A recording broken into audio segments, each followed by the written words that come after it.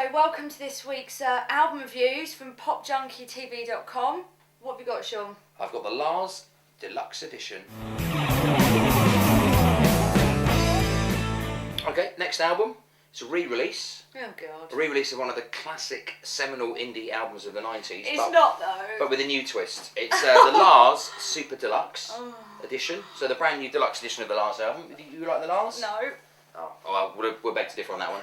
Basically, all you need to know, the Lars, classic genius indie band from the early 90s, fronted by crazy madcap genius, well, from Liverpool, crazy madcap genius Lee Mothers. The Lars album came out. It was really well received by fans and critics alike. It's got There She Goes on it, which is a classic British pop single, isn't it? Probably one of my favourite songs of all time. It is, but it's a bit boring. Well, I like it. Inspired Virgin Gallagher. Radio classic, don't isn't listen it? to all that nonsense. Feeling, Doldrum, Looking Glass. It's a great album. The thing about the album is, the version that came out was produced by Steve Lillywhite, who was, was married to Kirsty MacColl, worked with U2, really big producer. But the album that actually came out wasn't actually the original version that Lee Mothers had in his head. He was a bit of a twisted, kind of crazy genius. A bit like Guns N' Roses with Use Your Illusion, is it? Yeah, and probably Chinese Democracy as well, the one that hasn't come out yet. But the vision he had for the album wasn't the one that came out. And the Lars worked with about 3 or 4 different producers, like John Leckie, who worked with Stone Roses. You've got John Porter, who produced the first Smiths album. Mike Hedges, who worked with The Cure, Everything But the Girl, Manic Street Preachers. It took all these producers to try and capture the sound that was in Lee Mothers' head. Right. He couldn't actually get to the sound that was in his head.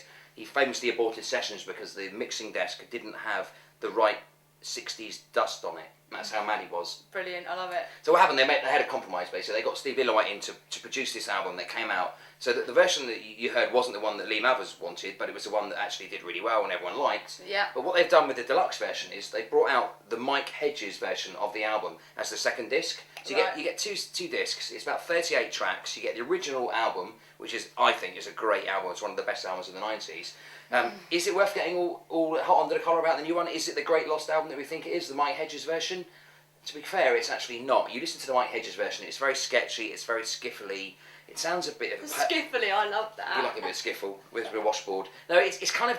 If you listen to the original, Mike Hedges version, and then you listen to the new version, the one that actually came out, with Steve Lillywhite. You prefer that one? Oh, I prefer the original. There's no content on it. It's an album that's for Lars fans, Lars anoraks, Lars completists everywhere, if there are such people. And there are probably a few of them watching this. There's a track on it called I Am the Key, which never came out before, so a few people will go out to buy like that. If you're a bit of an anorak. Yeah, but it's 17 quid. I mean, that's, it's expensive. You get a great album, okay, but you can probably pick that up for a £5 in HMV. Yeah. You get some patchy demos that aren't really worth the money. Yeah. You get some very good sleeve notes. You get a forward by Noel Gallagher. You get some nice pictures. It's all a bit of fluff, though. So I'm basically saying, well, is it really worth the money?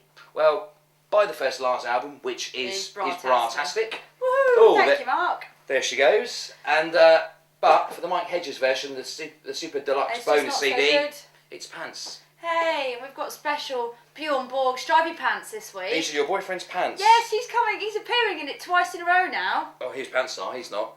Bjorn Borg pants. I'm not falling for that racket, as long as they're not covered in juice.